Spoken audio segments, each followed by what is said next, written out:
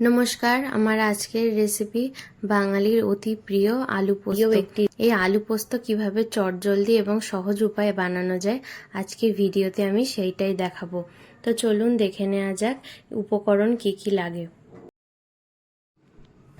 এর জন্য রাখবে ছোট ছোট করে কেটে রাখা আলু, 5 ফোড়ন, শুকনো লঙ্কা, পোস্ত, কাঁচা লঙ্কা, স্বাদ মতো নুন। পুরো রান্নাটা হবে সর্ষের তেলে।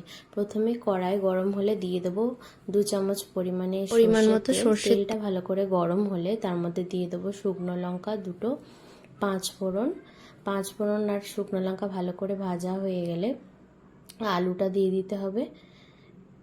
তারপরে আলুটা ভালো করে ভেজে নিতে হবে। আলুটা এভাবেই একটু ভাজা হতে থাক। আমি নুনটা পরে অ্যাড করব।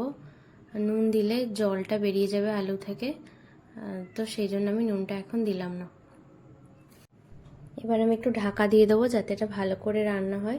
ততক্ষণে আমি পোস্তটা বেটে নেব। এর জন্য নিয়েছি দুটো বড় চামচের 2 চামচ পোস্ত, দুটো কাঁচা লঙ্কা। এটা আমি ভালো করে মিক্সিতে পেস্ট করে নেব।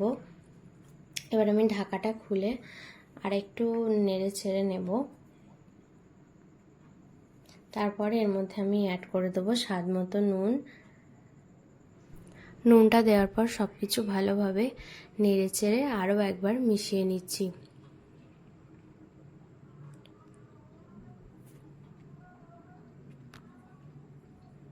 এরকমভাবে ভাজতে ভাজতেই আলুটা কিন্তু আমাদের অনেকটাই সেদ্ধ হয়ে গেছে।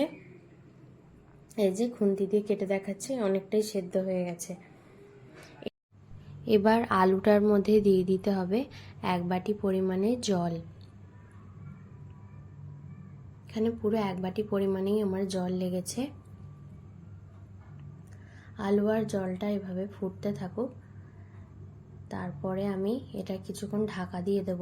ঢাকা দিলে একদম পুরোপুরি সেদ্ধ হয়ে যাবে। 10 মিনিট পর ফিরে এলাম। এবার ঢাকনাটা খুলে দেখব আলুটা কতটা সেদ্ধ হলো। এই তো আমাদের আলুটা পুরোপুরি সেদ্ধ হয়ে গেছে। এই তো খুন্তি দিয়ে পুরো আলুটা কেটে যাচ্ছে। আমরা মিক্সিতে যে মশলাটা পেস্ট করে রেখেছিলাম, পোস্ত, কাঁচা লঙ্কা বাটা, এই পেস্টটা এবার আলুর মধ্যে দিয়ে দিতে হবে। দিয়ে আলু আর পোস্তটা ভালো করে এইভাবে খুন্তি দিয়ে নেড়ে চেড়ে মিশিয়ে নেব। 2-3 মিনিট পোস্ত দিয়ে আলুটাকে ফোটানোর পরই দেখব জলটা অনেকটা শুকিয়ে গেছে। আর ফোটানোর দরকার নেই। এখন কিন্তু আমাদের পোস্তটা একদম রেডি, একদম গা মাখা হয়ে গেছে। এবার আমি গ্যাসটা বন্ধ করে দিলাম, দিয়ে দিলাম চেরা কাঁচা লঙ্কা।